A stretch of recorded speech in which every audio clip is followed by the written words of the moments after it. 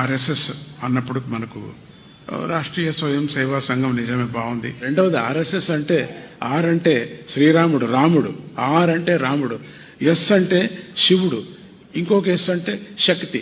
శివశక్తులతో చేరిన రాముడు శివశక్తులతో చేరిన.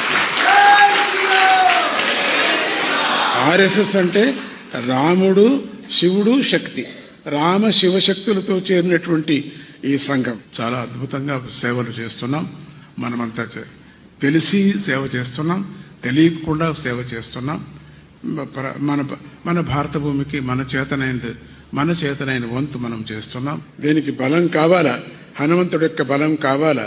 హనుమంతుడి యొక్క ఆయన ఏమనుకున్నాడో భక్తి, ఆయనలో ఉండేటువంటి శక్తి, ఆయనలో ఉండేటువంటి యుక్తి, దాన్నంతా ఉపయోగించి రాముడి యొక్క సేవ చేశాడు. అటువంటి సేవ మనోభావన ప్రతి వాలంటీర్స్కు రావాలా.